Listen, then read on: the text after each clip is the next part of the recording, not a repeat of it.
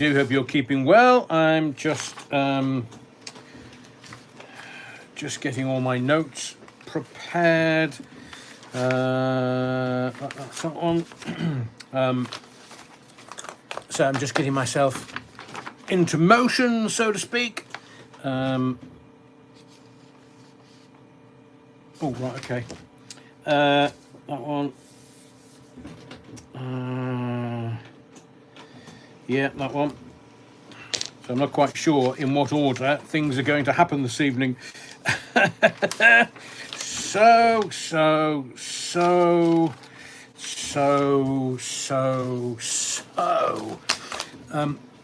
Oh, and you may hear the printer still going in the background. Thankfully it stopped. Wunderbar. I'm in the body of the Kirk with my usual imbibement. Yeah, wrongin'. Some people may expect me to say something about Alex Belfield, and of course I will. So those that are getting their feet in the body of the Kirk, let me just make sure I've got, is it that one? Hang on, that one. Oh, no, that's the wrong one. Oh, bugger. It's not that one either. Is it that one? No, is it that one? Could be. Let's just make it that one. Come on. Bloody hell, man. Trying to press the right button. And with that, I would imagine that there's lots of comments in the comments, of course, because that's where the comments go, of course. So, welcome to the body of the Kirk. I do hope that you have your sliver of Battenberg with you. I have to say, before we start, this is not a show. This is a mission. And why do I say that? Oh, I have to say thank you initially to the Scarlet Pimpernel, whose genius knows no bounds. And, we've got something that I'm not quite sure how we're going to present it to you, but it'll either make you laugh, or go, actually, that's the Rev. That's the ranting Rev. He's the boy. So, right, I'll leave that there. There's loads going on. Loads. Thank you to everyone who's been in the body of the Kirk already. Yeah, wrong'uns. We're a couple of minutes early-ish. I wanted to be in earlier. But I have, so I've got some seriousness at the beginning that I have to let you know about. I'm going to tell you about what's happening this week. I know that's the wrong way round, but I'm off to see Jeremy Vine at BBC, and I'm going to interview him about, his new book, Murder on Line 1. Not only am I going to interview him about that, technically, it's a lunchtime phone-in host talking and interviewing a lunchtime phone-in host about a lunchtime phone-in host that is the main character of his book. So I'll ask him about Eddie Shoestring when I get there. Hang on, just so I don't forget that. I just popped into my head. I've no idea why. Going to see Jeremy at the BBC on Tuesday, going to record it.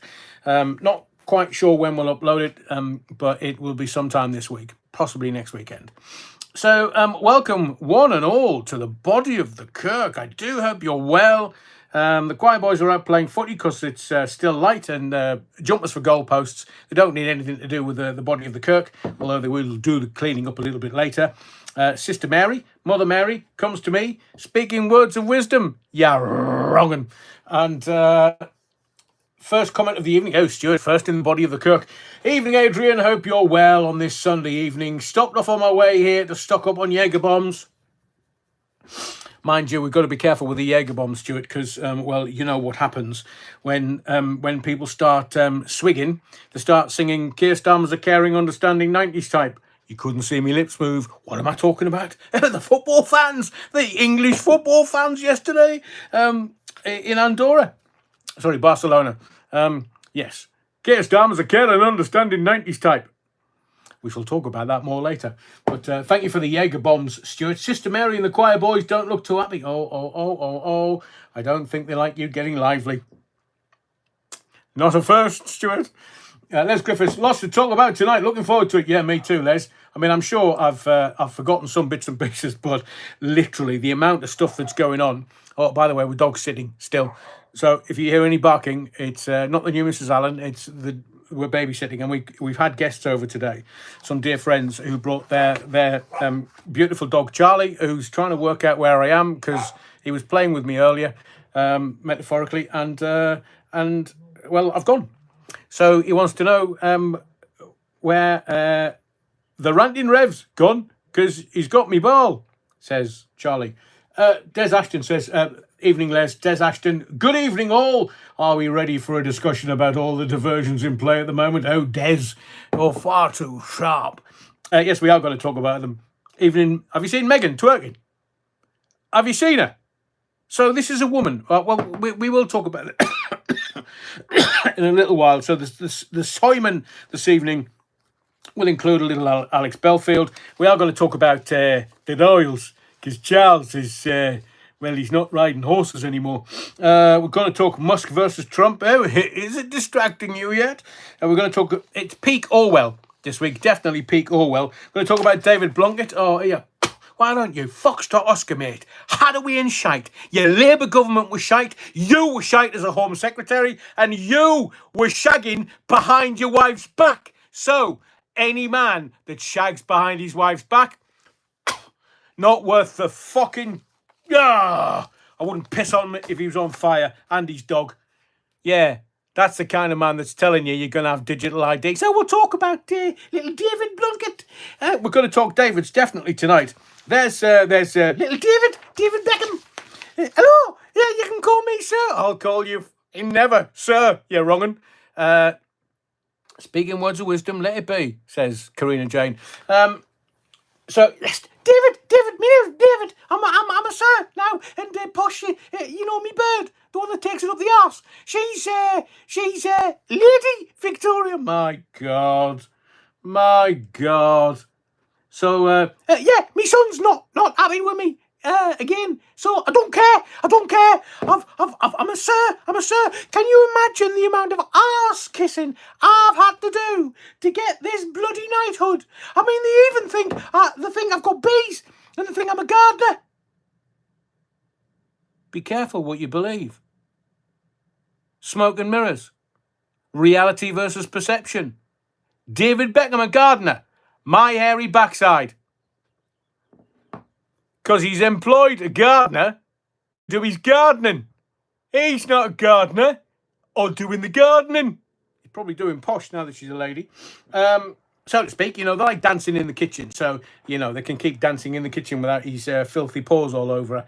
Oh, David, what are you doing? Look at her. Is that mad? Are you sure, David? Shall we get the Battenberg out? According to the Rev, we should have at least a slice a day. Oh, Posh, go on then. Well, you can drive about in your Rolls Royce now because you're a lady. Not quite sure what that makes him. Arse kissing, brown nose. Sorry, Des, I interrupted you in the middle of your comment. Rent and Rev, one can only assume that it is absolute carnage behind the scenes, or you can bet your sweet Bippy. There's loads and loads. Paulie Gattieri, good evening, Adrian. You utter wrong'un. Hope you've had a good weekend. Yeah, it's not been so bad. Not been so bad so far. I hope yours has been quite spiffing too, Paulie. And Tower Block Tracy, well, hello, darlings. The harlot of Harlesden here. Tonight, I'm here for a giggle, a wiggle, so go on. Let those lips do what they do best. You know it's called a blowjob, don't you? Andy Turner says, see how the Wi-Fi is? Oh, I've got good news. Hang on. Andy Turner says, see how the Wi-Fi is as I'm out fishing tonight. What we're ranting about tonight, Rev? I see all the Parliament questions that the London Mayor has thrown at him about crime figures going up. He does not answer. Well, he wouldn't, would he? He just wouldn't. He wouldn't. Let me go to the bottom, so to speak. I say, Des Ashton, he's a tart. There's loads of them. The Toon Piper, Lauren, my mother, had preeclampsia when she was pregnant with me. It's not a good situation to be in. I know it's not. And that dirty tart, she's very good on ships, seemingly, or boats, or yachts, or whatever you call them.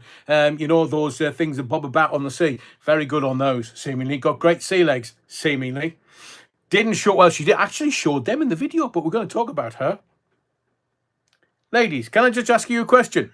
If your baby's head had engaged the birth canal, see what I did there? She's very good with yachts, ships, boats, birth canal. I'm wasted on you, man. I'm wasted. So any of the ladies in the body of the Kirk this evening that can just that can confirm about preeclampsia, if your little one's head has engaged like in baby's arm with an orange in it has engaged the birth canal, then she's not going to be jumping about and doing the squats and twerking, is she? That's going to be bloody painful, man. Is it? I mean, I looked at her, I thought, she high on something? I mean, it could be gas and air.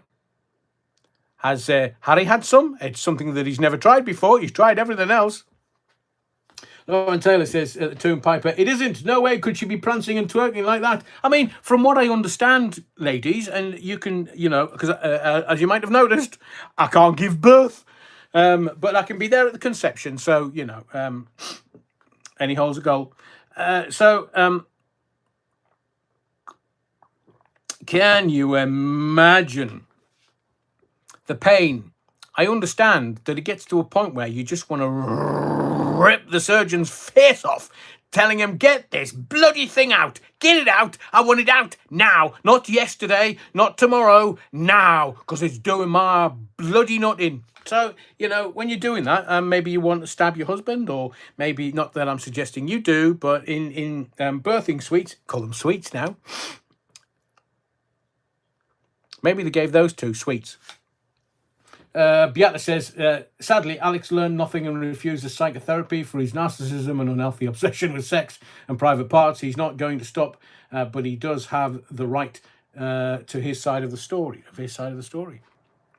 Beata, I will be talking about young Alex because, as you know, seeing as you were on his website on Friday, you know that I know him. So you know I'm going to pass comment. And you know it's not going to be nice. Well, it is, sort of, because he knows. Well, he's not going to come out. You know he's coming out tomorrow, don't you? Not the 15th, the 9th. I read on Facebook that tour tickets for the AB live shows have had to be refunded. Correct. I'm going to talk about it in some depth because I'm aware of the conditions. I am aware of what... most things that are going on, but his license conditions are pretty stringent. But look, the advice I gave 2.5 years ago, it's still on this channel. My advice still holds true. Head down, arse up, unless Bubba the Love Sponge decides he's a top and you're a bottom bunk. Just grind it out. And then when you come out, disappear. You've got life-changing money in your bank accounts. This is to Alex. And Alex knows me. And he knows that I'll tell it straight. So we're going to tonight. The latest upload on his channel is disturbing. It's, well, it looks like a bit of a grumbleweed to me. Can't you see the likeness? Terry Wookford says his license conditions are not stringent. They are standard for his crimes and time sentenced. Brilliant, Terry. Thank you for that. Well, once I kind of read out, I've had contact this week from people who I presume want to remain anonymous, but I am going to just have a deep dive, unfortunate term and phrase,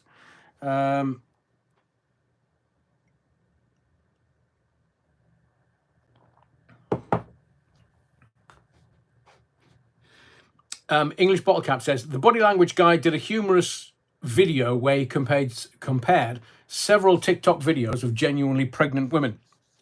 I know, they probably want to rip the surgeon's head off or the midwife's head off, or it's painful. It is painful, so painful that you don't want to be dancing around. You might want to go in a birthing pool or whatever it is. When that little one comes through the birth canal, It's going to go from being like that to like that, and then like that again. It's painful. Well, not for Meghan Markle, obviously. She's a trooper. Super, trooper, duper.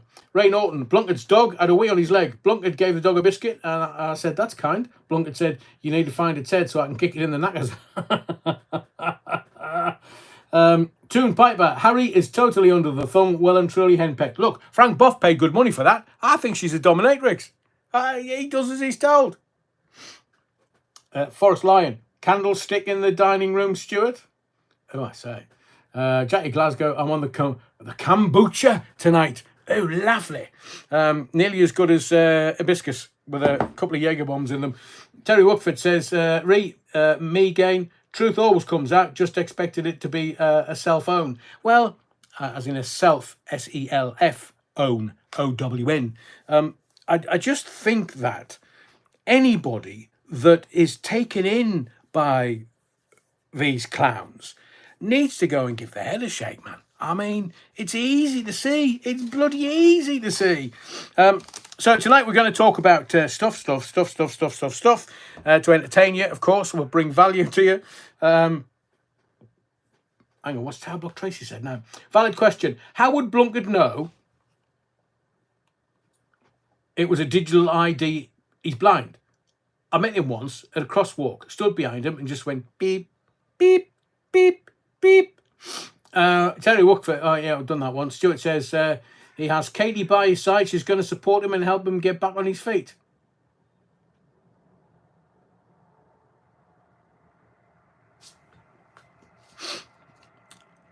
When I talk about it, I'll just tell it like it is. And we'll get to that. Just let me. I welcome all your comments this evening. The more, the merrier. We're in, we're on, and we're happening. So this is live 184, 180th hour of Adrian Allen's Theatre of the Mind. And I just want to say, I've told you about the Jeremy Vine interview. Actually, but I'm quite enjoying reading it, to be fair. And it's one of those where it's because there's really subtle hints to radio in it. Only if you've worked in radio, I would suppose, would you get those references. A bit like, I thought he would be taller, meeting somebody that was on the radio for the first time. And I recognised him by his voice. Yeah, all of that malarkey is going on in the book. I'm finding it quite fascinating. So, interview Tuesday, and once we've recorded it and then edited it and sorted it all out, top and tailed, says the spokesperson, I will let you see it next weekend. I will say that there is something going on in my background, which I don't want to particularly bring here because it's quite upsetting. But it was my intention to do lives tonight, tomorrow, Tuesday, and Wednesday. I'm literally, if I am going to do a live at any point over the next 3 or 4 days, then it will have to be last minute. I have a member of my family that I love dearly, and there are more important things than lives. I'm sure you understand, but it is particularly upsetting. So if I suddenly either drop a live, as in 5 minutes, an hour in, 2 hours in, and say gotta go, then you will understand why. If I schedule a live and it doesn't happen, then you will understand that family is first, always first. So I'm just saying that in case you go, is Amalia in the body of the Kirk tonight? The Bad Wolf Project, yes. He doesn't look like he sounds. Some people thought I was a Chippendale. Stop making your own gags up. Thank you, Rambo. Personal trainer, Big Mike. Good evening, Adrian. Personal trainer, welcome to the body of the Kirk. Family first, Adrian always says. Napoleon blown apart. And Beata, understandable, but a shame. I will try my best to be here. Family first. Family first. So, yes, I've got some fantastic news, which I'll tell you. It's kind of a little story. But you know, over the past, I don't know, month or so, these lives have been, I'm just checking, these lives drop out because, well, BT Domestic has gone to EE. And I don't know whether a deal has been done or whether their EE has bought BT out or whether there's been some kind of compromise somewhere. But BT domestic has gone across to EE. But BT business hasn't. So we've tried our damnedest. We've remained, how can I say, measured and proportionate, appropriate and proportionate to EE. But they're shite.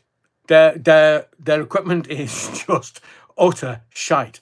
So we had technical term before you say anything that we use in YouTube live videos. So we've gone back to BT and negotiated, and within the week-ish, we're getting BT equipment back in the house. We're going back over to BT broadband. It was rock solid for years and years and years, and sadly, BT is saying no. Well, if you're a domestic user, you've got to go over to EE. No. So we found a compromise and we found a way around it. I still want compensation from EE though. Deborah Hart's in the body of the cook. Evening all in the Matrix clown world. Sending thoughts. Thank you, Deborah. So EE is no more. No more. That's a whole sentence in the northeast of England. Oh, Adrian. So next live should be tomorrow evening. I will do my damnedest, but you have to understand that if something happens, then I'm not going to be here. I will put a message up on the channel just to let you know, and or on X. If you're on X and not following me, why not? It's at Adrian Allen. Real name, full name. Lauren Taylor says, evil cows. It's unimaginable. All instincts are to protect children. What did I just say then? Thank you, Samurai Cop. Really appreciate it. Ibargon, Ibayek. Hello all, Amalia. Welcome to the body of the cook. Thought you weren't going to make it this evening. So, as I say, the sermon this evening, we're going to talk deep dive into Belfield. We're going to talk about the Royals because Charlie's not well. Musk versus Trump. Oh, it's all a distraction, don't you know? And I'll explain why. We're going to do peak Orwell because this bloody government, I mean, you know that they're working on CCTV and facial recognition. And you do know that facial recognition, the only faces that they don't recognise is anybody with a beard. Leave that with you. Recognise mine. Oh, face for radio. Des Ashton, well, what a load of shite. Andy Turner, E's are good, not this one, they weren't, Andy. Sandra Whittam, glad you kicked EA out. Me too. But it was a bit of a struggle. I mean, they're doing their best, but their best just simply is not good enough. It's not fit for purpose. So any of the users, any members of the congregation in the body of the kirk, just remember my shenanigans and me chew on with EE. Don't, lest we forget. Right, what should we start with? We've got David Beckham. We've got politics of Keir Starmer. Can I just tell you, I roared with laughter. Now, I never recorded it, but I roared with laughter when the England fans went to Barcelona to see the Andorra home game, World Cup qualifier with England. And the England supporters were singing, Keir Starmer is a caring, understanding 90s type. I'm not winding you up. They were singing, Keir Starmer is a cunt. Couldn't see my lips move. The Bad Wolf Project, BT Forum has 174 pages of complaints about BT to EE migration. Oh, it's honestly Bad Wolf Project. It's just, I mean, I've only got a little bit, but tearing my hair out. And when my lives just kept dropping out, I would ring them and say, EE, me live dropped out last night. Oh, that's not ideal. No shit, Sherlock. Bit of an understatement there. Can you fix it? We'll get an engineer out. Okay, engineer comes out and goes, equipment's not working. You don't say. So are you going to get it working? Well, it's not working as good as I would like it to. Me too. So how are you going to sort it out then? But they didn't. They couldn't. Burlington Bertie says the facial recognition does pick up beards. I have seen a demo on the Beeb and the copper had a beard. Did he? Just like Prince Edward. Tom Harney's The Game was so boring. Well, you've got to find it where you can get it, Tom Harney's. Can you imagine? 1-0. Went in 0-0 at half-time and the England fans were booing them. So, I mean, blame Sakir if you want for a shite football match. He goes to watch Arsenal, so he's used to them. That'll upset some of the fans. Asda were using facial recognition before that. The old Bovril, blimey. Andy Turner, it is also Virgin O2 now. Is it? Are they all just amalgamating and just trying to wind us up and piss us off? Sale of false beards will go up, I'm sure. I see you. I can grow my own, normally about a week or two. Sandra Whittam says, we kicked BT out years ago with Vodafone. But Vodafone used BT landlines and stuff, and it's all kind of BT. They just rent it out. So I'm glad you have a stable connection, Sandra. Amalia Grassi, you're joking, feck's sake. What a waste of money, said a spokesperson. Les Griffith says, yeah, feck it. I'm having a glass of red. Have a bottle, Les. It's more entertaining. Tom Arnies is an Arsenal fan. Well, we all have our crosses to bear, Tom. So I couldn't stop laughing. Maybe I'm just find out where I can get it. But Sakir Starmer, caring, understanding 90s type, and all the England fans are singing it. Wonderbar. Because as I've said many times recently on these lives, let's just laugh at Sakir Starmer. Let's just laugh at the Labour government. Let's just laugh at all the Labour politicians who are buying off other Labour politicians because the other politicians are getting really shit scared that we're going to, vote the buggers out of Parliament. Sorry, did I say that out loud? So it's just a case of all the politicians just want the power, because with the power comes greed, and with the greed comes moolah, Benjamins, the greenbacks.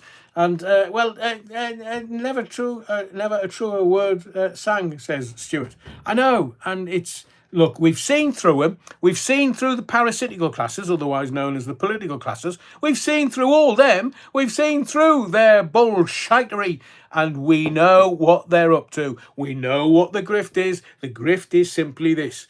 Throw the taxpayers' money abroad and then bring it back, wash it abroad, bring it back and put it in your trouser pocket before anybody finds out. Why do you think Ukraine's so bloody popular? Ask Joe Biden. $92 million washed in Ukraine that went back into the Biden family. I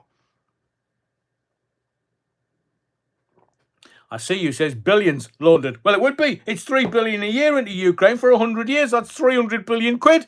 And there's Ginger Growler and Black Box going, we found a black hole.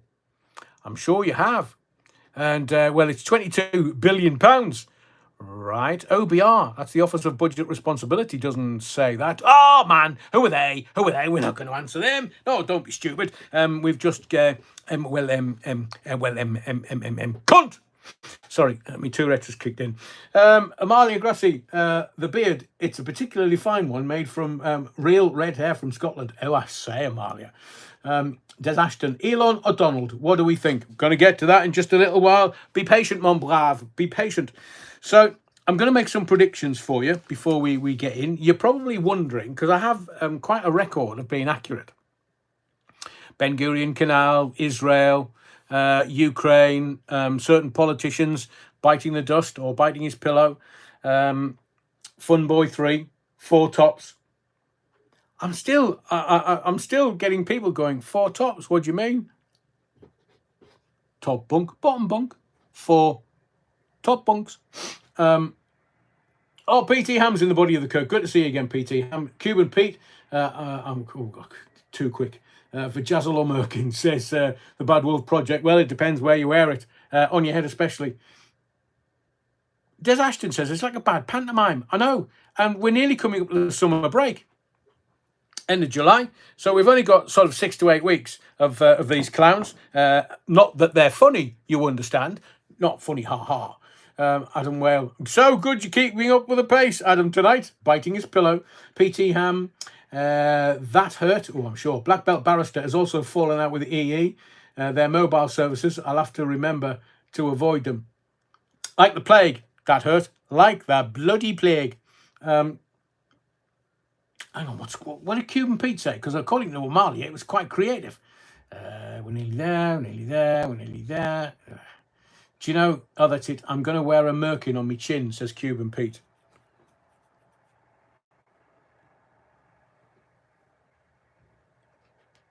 Where are you going to put the hole for your mouth? You're going to have to walk around with your head like that. So it's up and down, not side to side. Cuban Pete. Oh, Adrian, you dirty tart. Right, so thank you, Cuban Pete. Les Griffiths. Events in LA, long foretold, signifying the closing scenes of the scripted movie. Terry Wookford. Oh, yes. I see you. A wig for the private parts. Oh, did it? Oh, I'm sorry. Didn't anybody know what the merkin was, or for Jazzle? That's why if you use it as a beard and you put it under your nose, oh, that's a comedy opening beyond comedy openings. But you will have to walk around like that because it goes up and down, not side to side. So my predictions. I'm just going to say this, and I'm going to leave it here so that you know in like 3, 4, 5, 6 months, you'll go, bugger me. Stop buying that pillow, Adrian. Bugger me. Adrian said this 6 months ago. Something massive's coming in June, so to speak. Won't be Diddy. I just think there's going to be, I've got this feeling in my bones. Now, I'm not psychic, I'm not septic, I'm not anything, I'm not a medium, I'm an XXL. But I just have this feeling that, and we'll get to what Trump and Musk have been up to in a second. But nothing, Diddy, has Diddy been sacrificed by the really powerful people? I mean, he's just a billionaire. He's just an amateur, according to the real power in Hollywood. The real power in Hollywood. So I just have this feeling that before the end of 2025, there's going to be a scandal beyond all scandals. Bigger than Diddy. Mind you, J-Lo's not been called to the stand yet, has she? No. And Beyonce hasn't been called to the stand yet, has she? No. And, has his mate, Jay-Z, been called to the stand yet? Well, you know, they've been around him. They might have seen stuff. They might not have seen stuff. Who knows what they've been up to and how they've been up to it and what they've been doing. But seemingly, after Cassie's testimony this week with dancing with male models, shall we call them adult male models? Les Griffiths Clooney is in meltdown. I bet he is. Tell you what, Jane may have been... J-Lo. The Bad Wolf Project says neither has Bieber or Eminem. I've had his sweets. But I just feel that Hollywood has a massive scandal in it waiting to be released. I mean, not any of the recent scandals. I mean, Harvey Weinstein, some of the comedians that have sort of been caught out, and Diddy definitely did. So I wonder why they've sacrificed him though, because this is how it works. If you're not playing ball by them and protecting the people that are in the shadows that want you to protect them, then they just sacrifice you on the altar of ego and on the altar of So I don't know what they've done to Diddy and why, but it will come out. Not out. Oh, I nearly mentioned a few names there. I'm so glad that I didn't. I mean, now you can understand why Bieber's on gear. Sweets, obviously.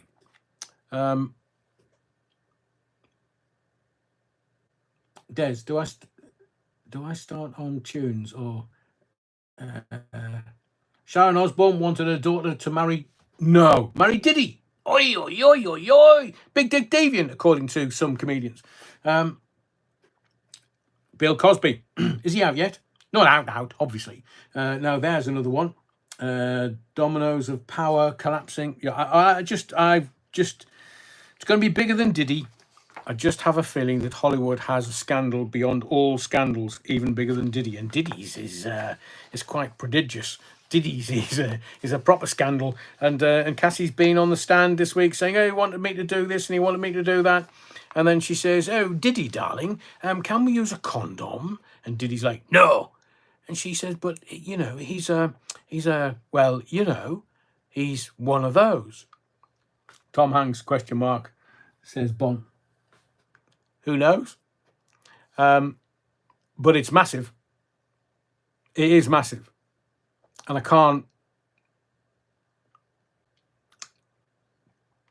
can't elucidate for the moment. Did he refuse a plea deal, or did he? This way, names are named, which wouldn't have been the case if he took a deal. Ooh. So Diddy's taking Hollywood down with him. Hollywood going down with, not on, the P. Diddy. And some of the stuff that they got up to, it's coming out in court. I mean, literally, they're just sitting there going, "Oh, yeah. And Diddy wanted the male model to pee on me." That's golden showers, not golden arches. And, well, yes, I asked him if we could use contraception. And Diddy's like, no. Well, I bet he is now. Diddy will hope he's got a butt plug in, because he'll be shaking himself on the stand. Holly Weird says it all. Agreed, Mark. I like that bit of information, Les. Thank you very much for that. Mr. Macron punching the president. Oh, Aidan, it's... look, you know how the deal is. This is how it works. The minute that something comes out in the press about the powerful or the shadow dwellers, what they do is they get their PR companies and their PR people just to add something else, something more contentious or something else into the news cycle. And then all of a sudden, Emil Macron, taking a slug in the nose from his husband, is, well, it's gone. Disappeared. That's the magic of PR, darling. Not as much as getting stuff into the press, it's as much as keeping it out of the press, darling. Amalia says, "Is your mic being weird, or is it me?" Anybody else? Hang on. Oh, look, there's a squirrel. Have you seen a squirrel on my tree outside? There are some living there. I do charge them rent. All I get is a peppercorn rent. Do I have to explain this to you? Squirrels, nuts, kernels, corns, peppercorn. Hard audience tonight. Smash the likes, you wrong-uns. There's nearly 250 of you watching. And, I do feel I could do with over 100 likes. If you feel so inclined, yeah, wrong-un. No, my Bluetooth's definitely not on. Oh, it's a bit crackly on the sound. Hang on. I'll just check. Because I'm hoping it's... Let me take that off. Right. Is the sound still a bit crackly? Pork scratchings. You're talking food now. Proper food. Mephistopheles. Cuban Pete. Acorn. Peppercorn. Anyone remember Mobile and Orange? What was that? Yes, it's cracking. Is it cracking or is it crackling? Adrian, please can you elaborate on how it all started and who started it with Alex and Philip Dehaney? He refuses to settle and wants Philip to remove his videos. Confusing. Beata, it was Alex.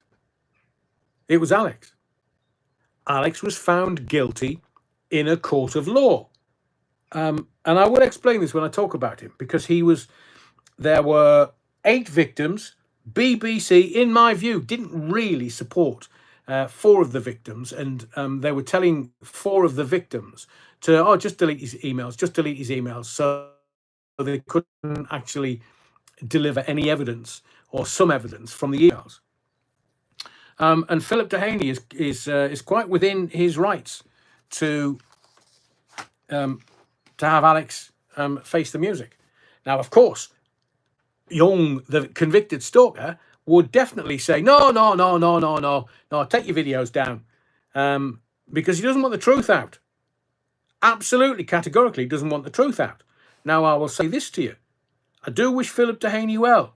Jeremy Vine, his defamation case at the High Court, had Alex Belfield say, I lied. Self-confessed liar. in the High Court. Self-confessed liar in the High Court for one case. Second case against DC Janet Percival, or by DC Janet Percival, went to the High Court, and the convicted stalker says, I lied. So in law, it's considered a course of conduct. Two events happened twice. That's a course of conduct. It's a legalese and technical term, but it's a course of conduct.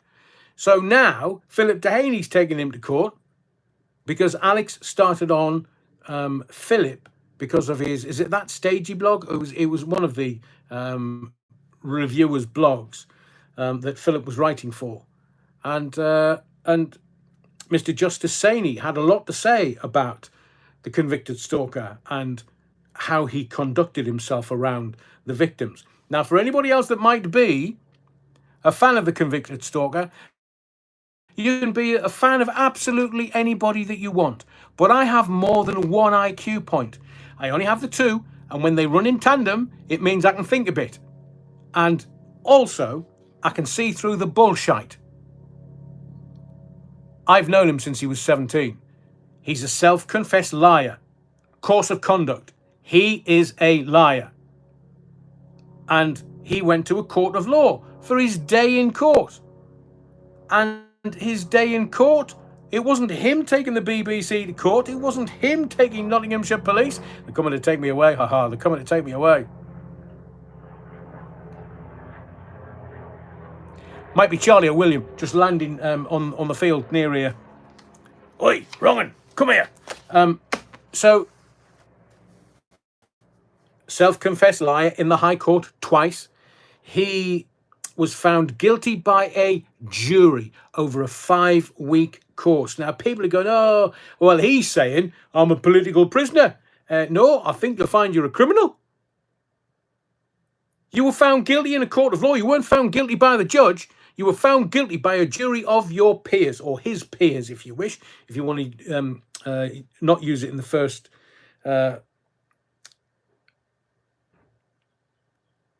So he went to court, 8 victims. The jury found him guilty of 4 and not guilty of the other 4.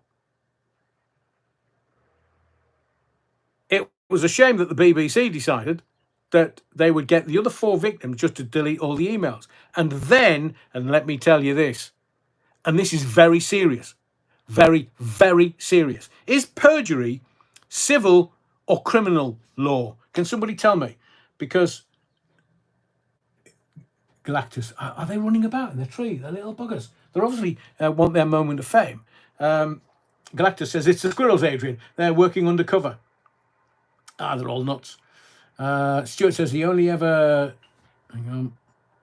took the BBC, not police, to court in his own fantasy world. Didn't do it in a court of law. Not in this country, he didn't.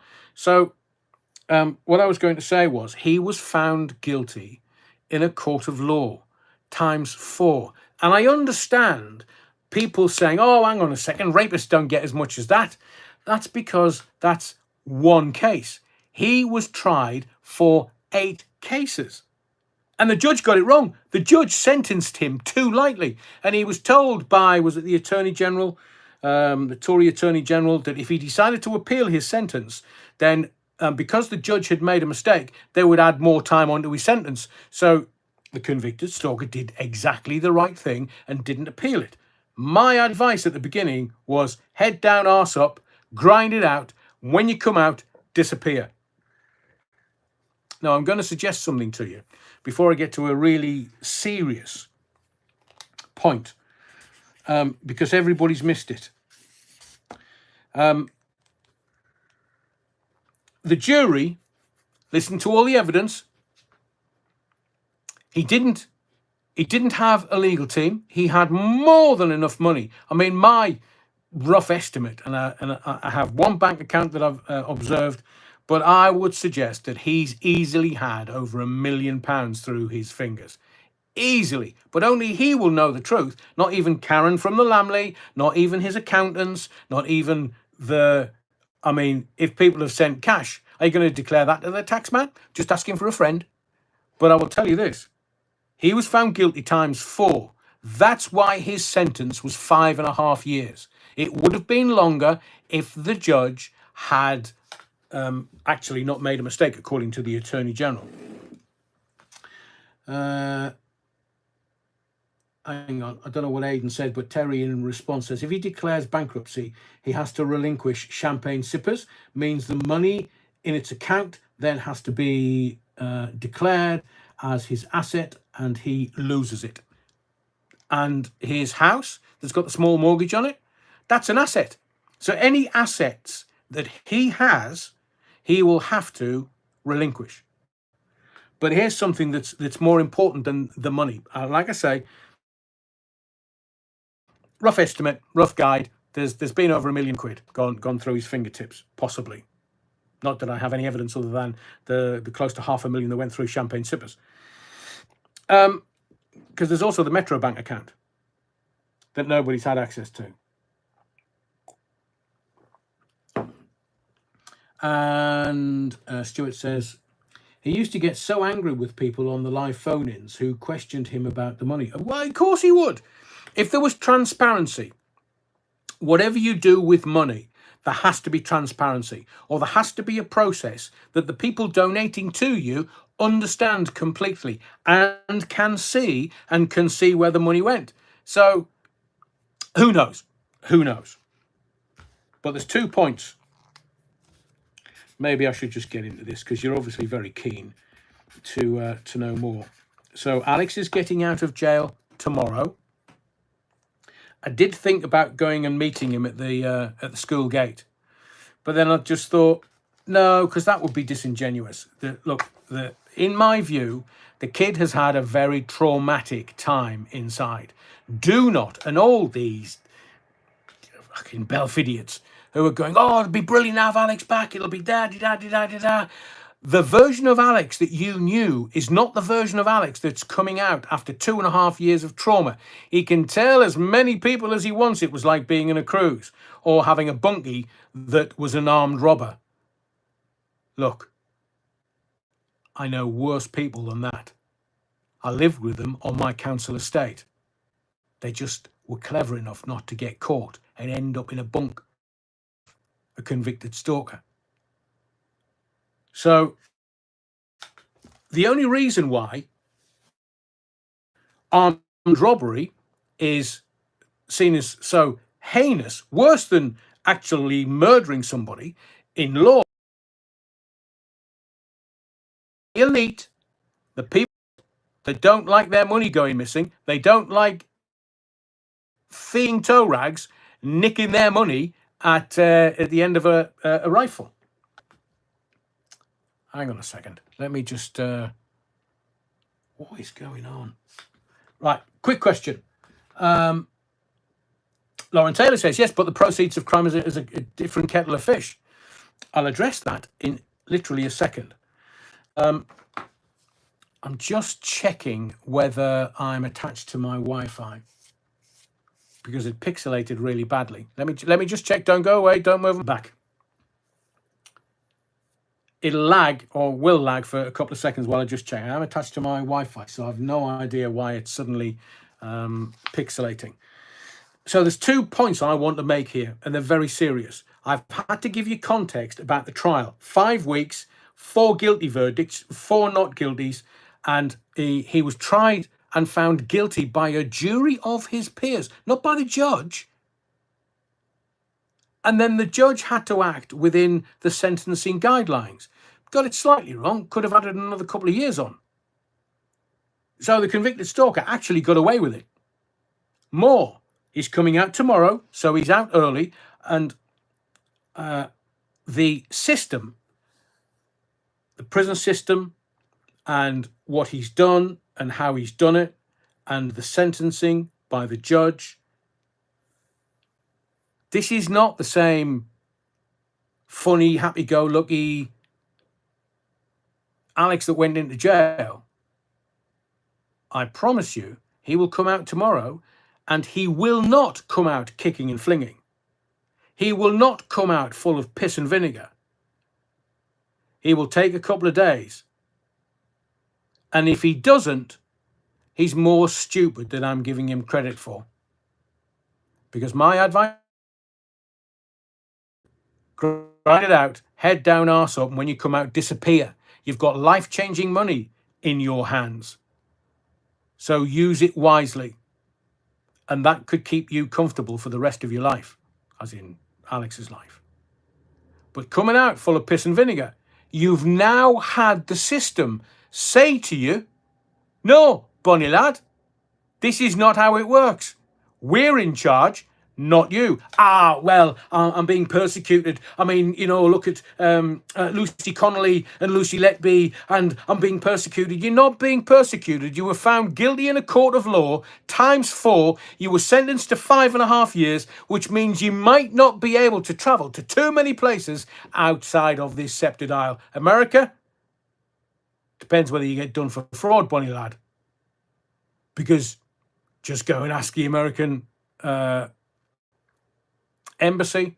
Fraud is one of the worst things. You never, anything over 5 years, and if you are convicted guilty of fraud in any way, shape or form, and I'm using this in a general sense, you can't go to America.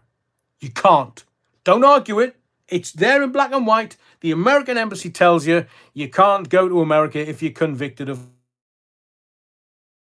So there is one thing that I am aware of, and I was in court to hear this. So Nottinghamshire Police applied for costs of £20,000. I was there, and I spoke to the DC that was also there representing Nottinghamshire Police. And the barrister for the convicted stalker says, Your Honour, Mr. Belfield doesn't have the ability to earn money when he leaves prison.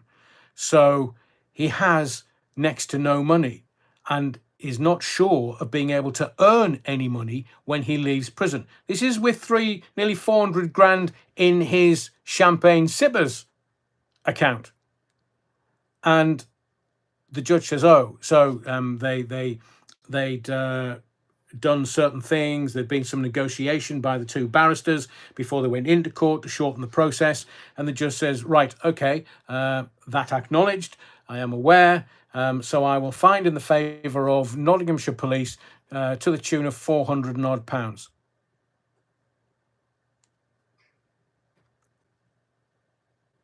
Did Alex lie in court?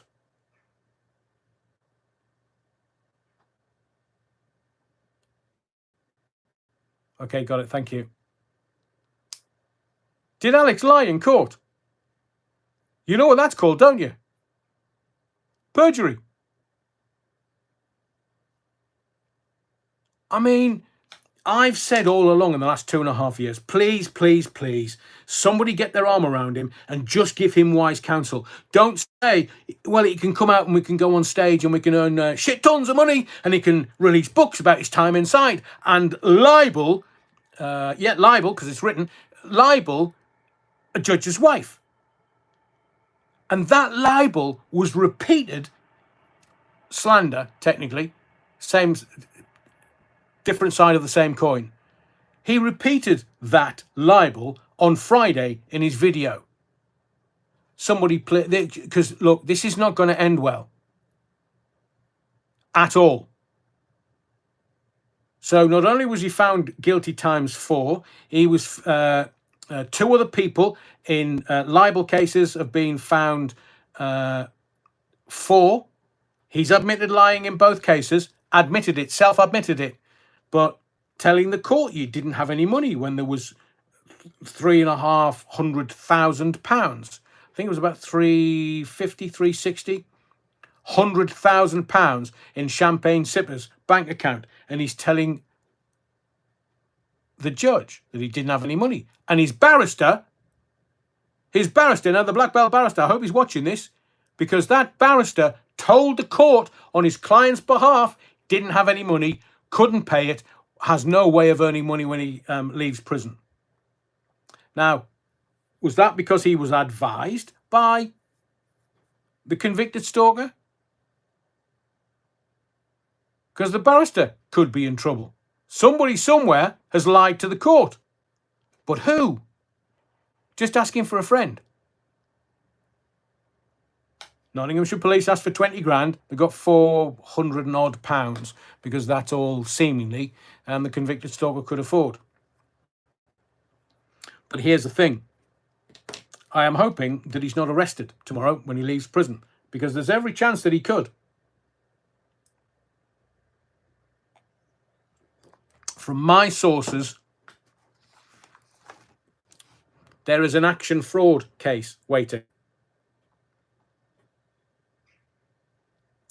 Somebody at the Gaming Commission might also want to have a word with him. I'm not going to go into anything deeper than that, but I'm telling you, the CPS is likely to adopt a cautious approach, because if the defendant is acquitted for perjury, this may be taken to undermine the safety of their conviction for the index offence.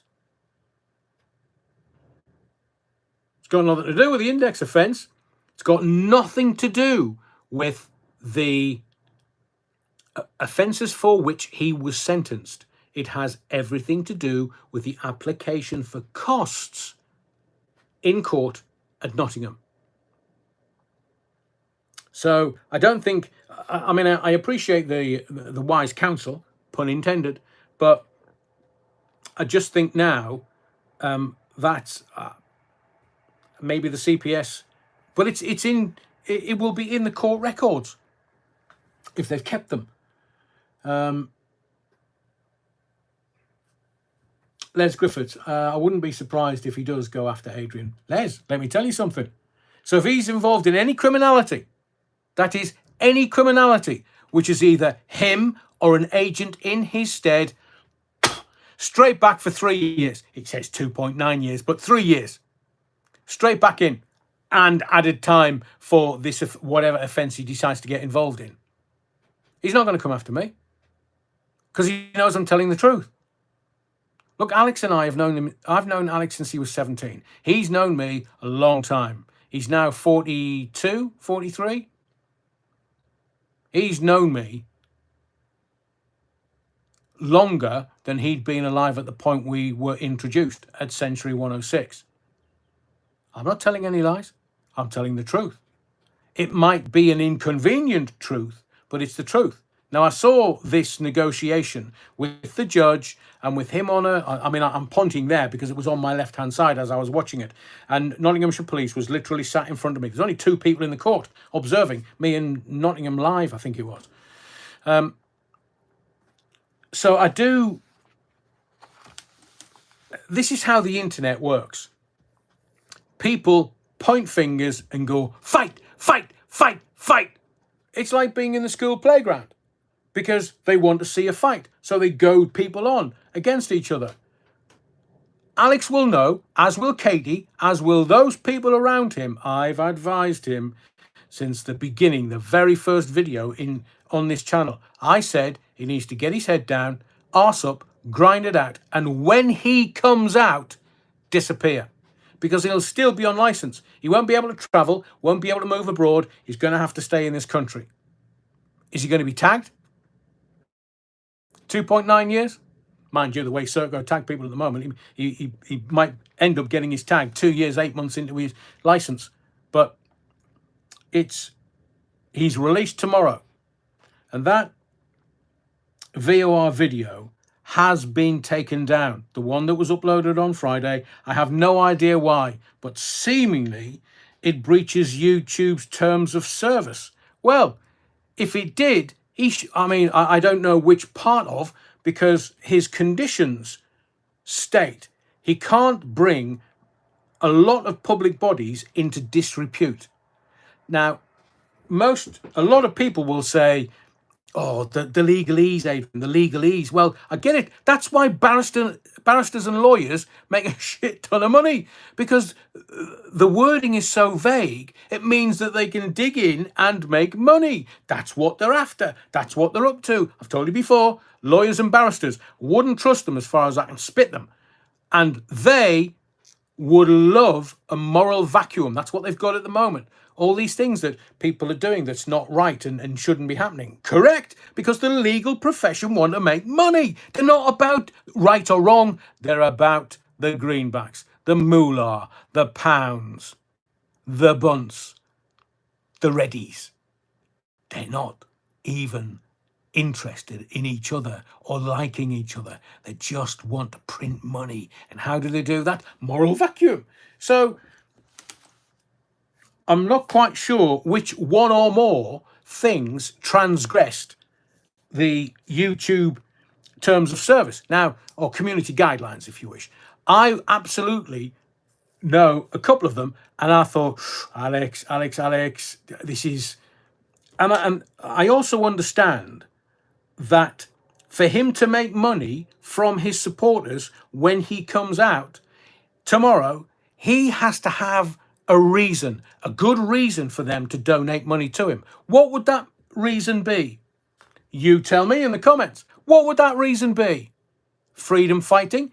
Fighting for free speech? There's no such thing in this country. You can't fight for it because the government will decide whether you have free speech or not, and we don't. It's as simple as that. But he's been away for 2.5 years, not been reading the newspapers every morning, that's for certain.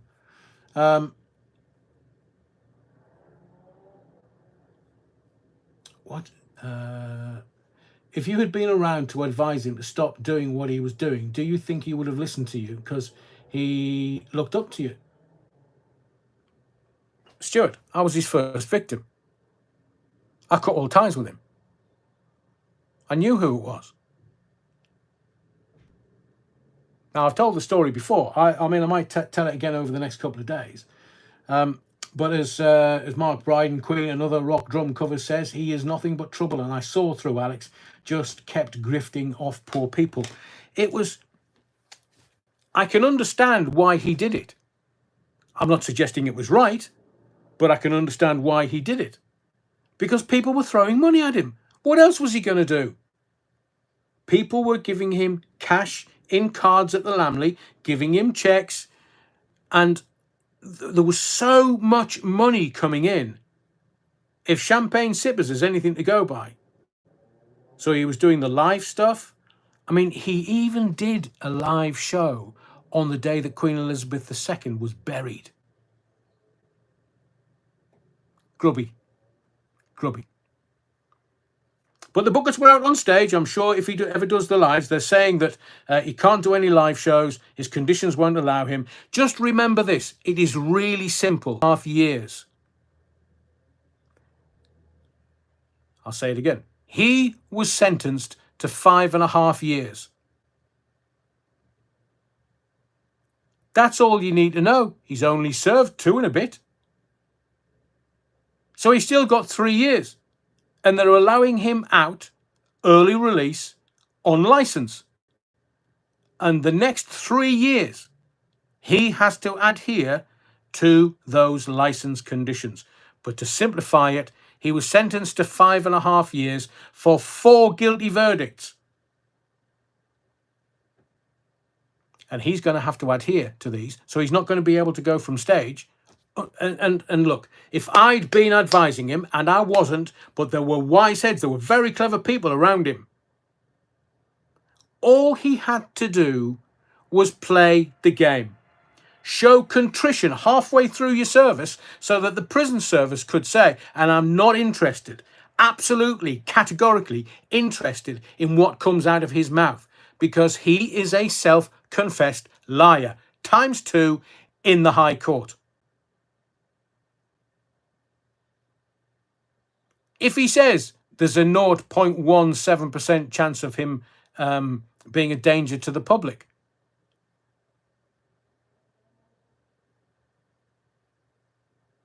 bullshit.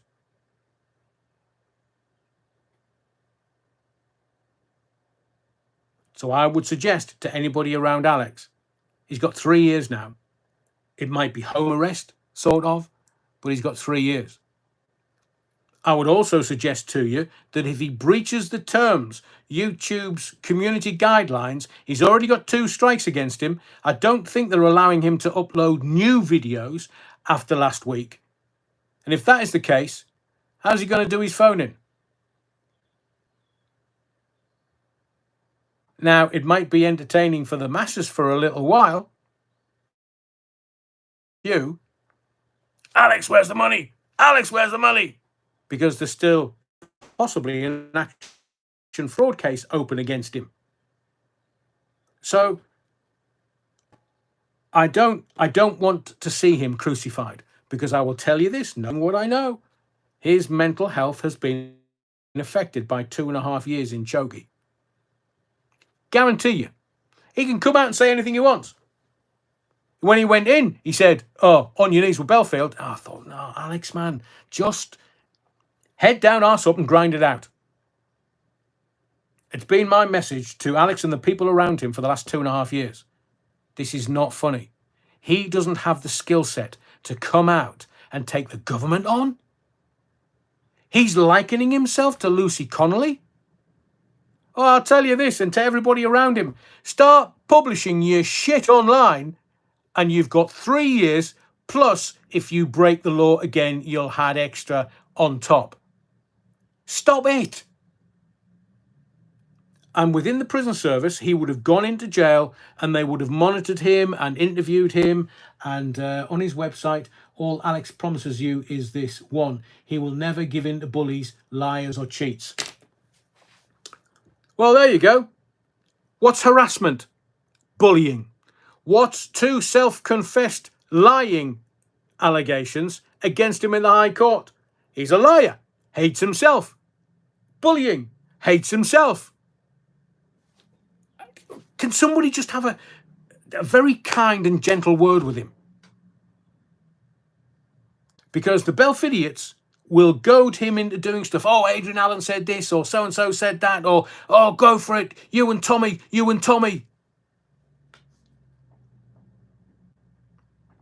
Alex is now a liability.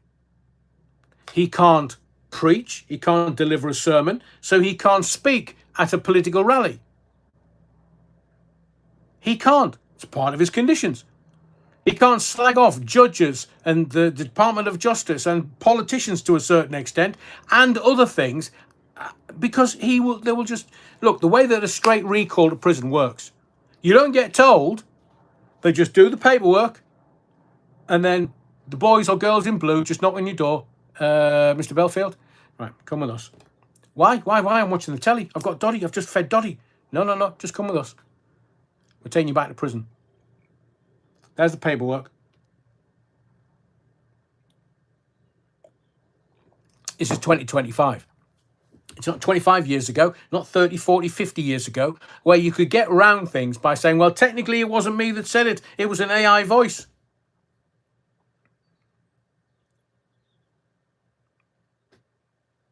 And there are people around him that I would suggest to him they're not his friends.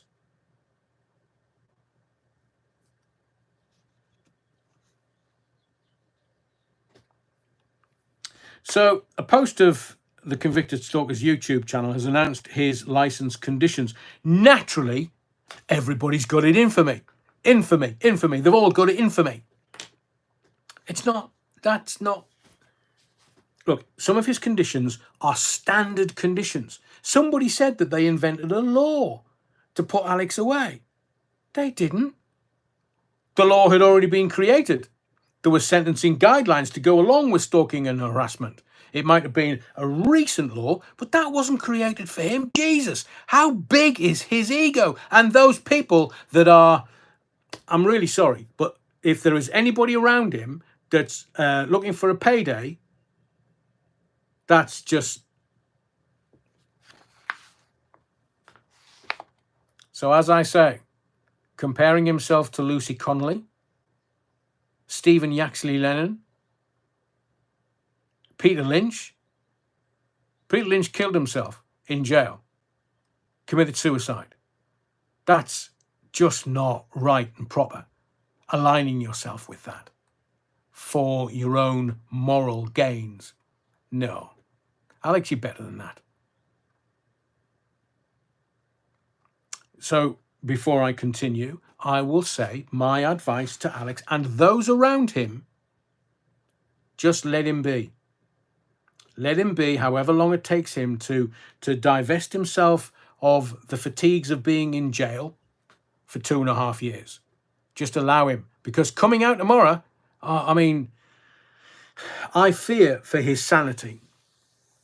You can be as angry as you want, but the system and organizations that he wants to take on? No. And those goading him, telling him, take them, Alex. Go for them, Alex. If he was anything, he would have been in that court of law, would have understood law, would have been able to defend himself in law and not get a prison sentence. But he didn't. He didn't hire a barrister. One had to be appointed at the court by the court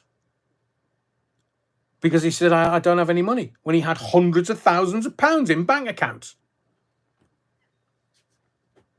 And it was very clever, because if there's a mortgage on a house and they see it as your assets, they can't make you sell the house off for any civil cases that might be brought against you, because technically, while there's a mortgage on the house, it's still owned by the bank. So 4 guilty verdicts in a Crown Court by a jury and then sentenced by a judge. He's comparing himself to Lucy Connolly. The video on Friday didn't ask for money, per se. But I would suggest it's only a question of time, because he doesn't want to use his own money. That's the way the legal system works. If barristers and lawyers don't like using their money and they want to make profit, they're going to use somebody else's money. Now, it's only a question of time before Alex might go down that route, as they are removing his rights of free speech. Not necessarily free speech. If he'd been sentenced to 2.5 years, he would have been able to come out of jail tomorrow, which is a few days early, 6 days, technically. He would have been able to come out and go, I'm free now. I'm just going to take some time. I mean, is he going to make a statement on the steps like Stephen Yaxley Lennon? Is he going to make a statement? Is he going to come out full of piss and vinegar? He needs to take a real honest look. I know that he won't, but as I was going to say earlier, halfway through your sentence, the system is looking at you to see if there's any contrition, if you can bring yourself to understand what you put your victims through, and understanding your wrongdoings, and understanding where you went wrong. He didn't play the game. Didn't play the game. He's on license. He doesn't hold full rights. He has to abide by the license conditions until his time is fully served. Then he regains full rights. So for all of his fans, and it is funny, because the license conditions, the way it'll have been worded, I am sure it will be you, as in the convicted stalker, or an agent in your stead. So if one of his fans does something that's criminal, that can be attributed to him, he's going back inside for 3 years. Any criminality whatsoever. If he is involved in criminality, he's gone. Law, not civil.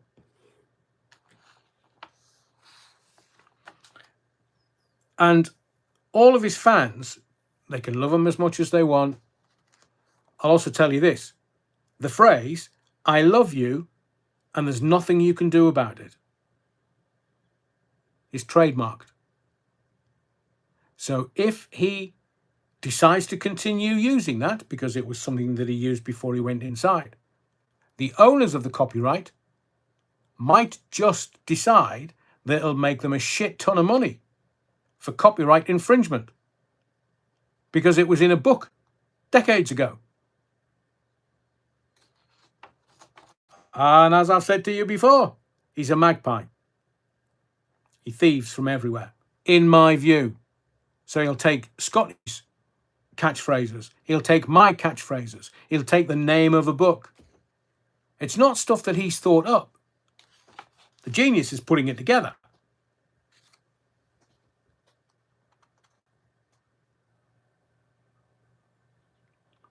Terry Hookfit saying his channel is currently suspended from posting new videos because of his latest post on YouTube. This is a different world. a completely different world. It might only be 2.5 years, but it's a completely different world. The right-wing riots, seemingly, they were right-wing in the northeast of England. I have told you before, no such thing as right-wing anything in the northeast of England. It's redder than the Red Wall. Southport, the fallout from Southport. We have a Labour government that nobody trusts, wouldn't pee on if they were on fire. They're in charge. And if you think you're going to get free speech in this country until Labour are taken out of office by the vote, think again. And I don't want this to be preachy, but somebody somewhere has to say to him, don't even try and be clever. Don't. Because they'll just have you back inside for another 3 years. And if he likes the food in there, brilliant. If he likes playing with his organ in the chapel of a Sunday, brilliant. It is a mess.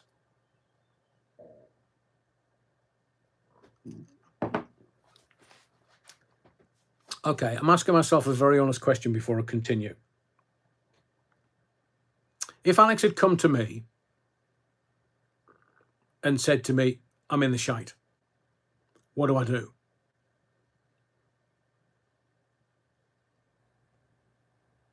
I'm not sure he would have listened to me. He wouldn't have done.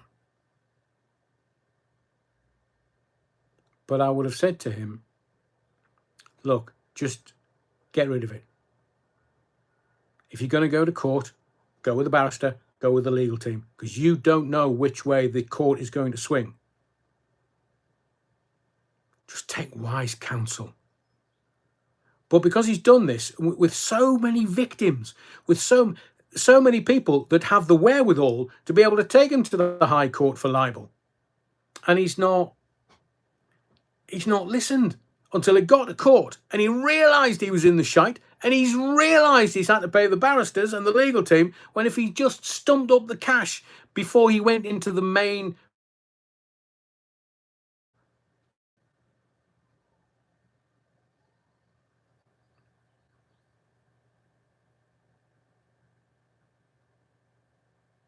So, would I have helped? I think he's beyond help. Would I have advised him? I would have given him wise counsel, certainly. I would have given him my opinion. But he harassed my friends, some of them. And people are saying, oh, it was just hurty words. No. He turned up at a theatre where one of the victims was. Doorstepped him. So all these people that have an opinion on something that they have no knowledge about, they're just like, oh, it's against free speech. It's not against free speech. He just wasn't clever. As in, should have gone to court, had his a barrister and a legal team around him, pay the money and get out of it.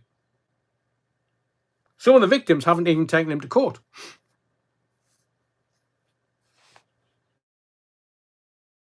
I think is the word I needed to use.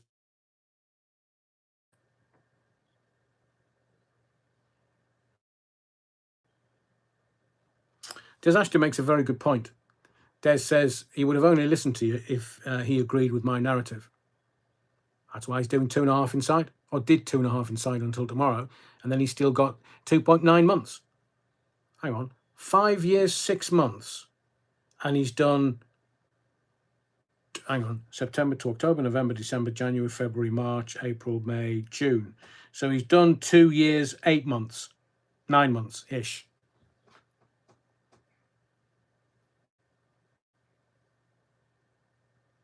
So he's halfway through his sentence. And I don't care what his supporters are saying. Look, he has an audience. There's no doubting that. But do you know the irony? The jealousy that Mr. Justice Saini talked about in his summing up of the case. The convicted stalker had it all. He wanted to go from stage and was very popular. He wanted the acclaim, the fame. He got all that from his YouTube channel. He helped a load of people get through what was an awful, awful time. But again, as a self-confessed liar, there were people that were dealing with stuff when we went into lockdown. And the stuff was, do I take the jibber jabber or don't I? I'm really worried about this. I'm unsure. What's the best thing? What's the right thing to do? Well, he was anti-vax and then took the jab to be able to go to America or fly. That's not got any integrity whatsoever. And people will forget this.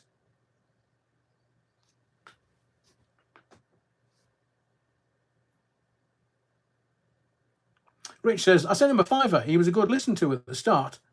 It soon went downhill as he started to believe his own hype. And from what I can gather from my friends that watched him, it was only ever Nottinghamshire Police and the BBC, and just, he was after the money. His genius was he only asked for £1. Because there are other people who go, I've got legal bills to pay and I don't know what to do. Can you give me 10, 20, 30, 40, 50,000 pounds? I'm running this process so that you can give me money. And people would have thought, I haven't got that kind of money. It's a real struggle during lockdown. But his genius was a money asking for £1. Everybody's got £1. Everybody can donate that. Telly Wuckford says to Beata, yes, they chose the best 8 cases to go forward in the lead up to the court case. 4 counts, other victims were dropped. Stuart quite rightly says he made me laugh a lot during lockdown, and I was grateful to him for that. And yes, of course, he just made things a little more bearable with his humour. But as I was saying in the lead up to this, he had everything. He had the money. He had some notoriety and fame. He had everything that he'd always dreamed of having. And then he screwed it all up. Is he going to have that when he comes out again? I'm not sure. I'm really not sure.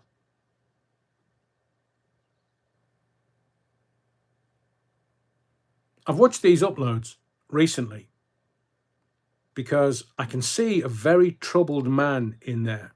I mean, I know he's got the grumbleweed voicing stuff. I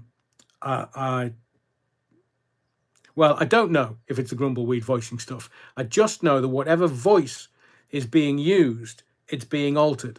And it sounds like a northern accent, not a Nottinghamshire accent.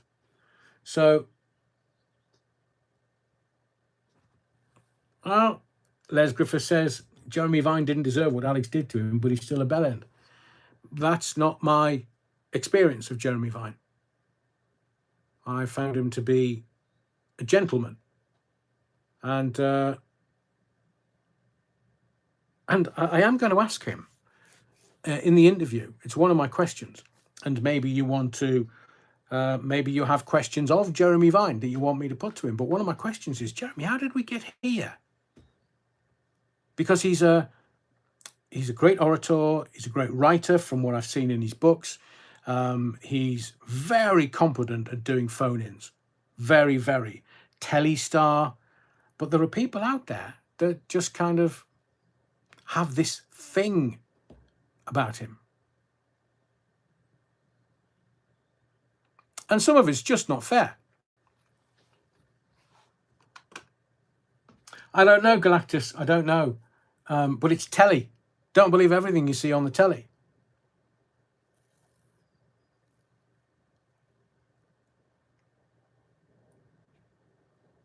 Yeah, Des says only one person knows, and the predictions will be proven sometime soon.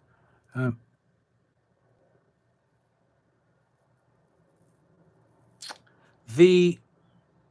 know when I worked with Alex at Century 106, I mean, some of the stuff, when he was doing Capital AM, some of the arguments that he was having with the management there was, I remember he was, he's superb at recall.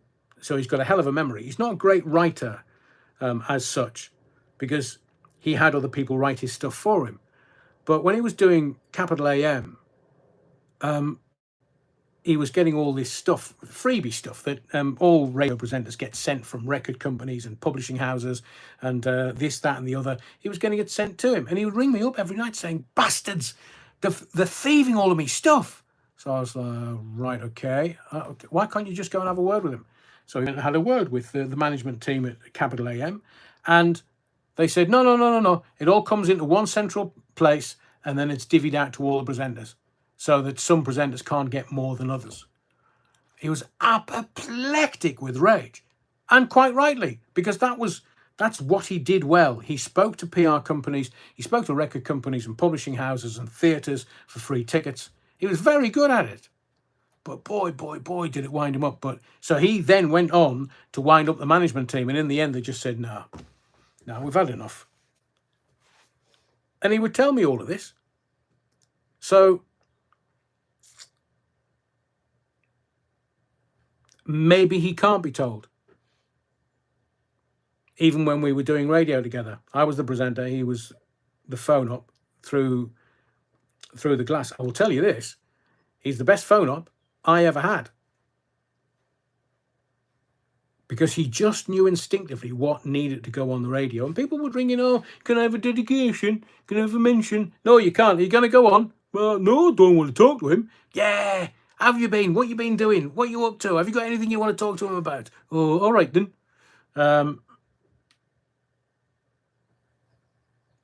What are you talking about my bloody yucca for? And he would get people on air that most other phone-ups wouldn't. And all the presenter asks of the team that he's working with is just give him the material to make it entertaining for the listener. And he gets that. But he's going to come out,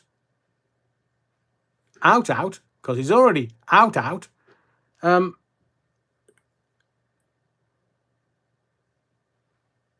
He's going to come out, and there's a possibility that he won't be able to do his phone-ins. There's a possibility that he won't be able to do his lives or put new videos up there because of the video that he put out, from what I gather, last week. Because even though there is something called the jigsaw theory, which is if you say something about someone and you use different things, the listener, the reader, the person consuming the media can actually work out who it is. And if they can work out who it is, then the libel still stands. So he's made allegations against a KC in this country. Now, they might turn around and go, "Oh, he's a nothing. Just forget about it." But it is a libel. And what he's accused is corruption. That somebody benefited from him going to jail. If his team had been given that or been told to do that, somebody would have said to him, "Look, that might be libelous. Maybe we should leave that out." So when the original post went up and it was taken down by YouTube, they edited out the libel. And then he did the video on Friday with the same libel. Because it's already been broadcast, people can work out who it is. So can you not see that there are many people around him that really should know better? They shouldn't know the law because that's not their job. But Alex has a sufficient grasp of the law to understand what he's doing. And I don't know whether it is him just saying, "Told you, I'm going back inside. No free speech in this country. Can't say what I want to say." Right, okay. But there's laws that you've got to adhere to. And the first rule of media is don't get caught. Mind you, that's the elites shagging kids. First rule, don't get caught. Where's bottle cap? We all benefited. What, from him telling you gags? From you doing stuff him doing stuff for you in lockdown? Lauren Taylor says, "That was the same for me. Began to suspect his motives quite early on, and he was a nasty bugger if anyone dared challenge him." guilty conscience.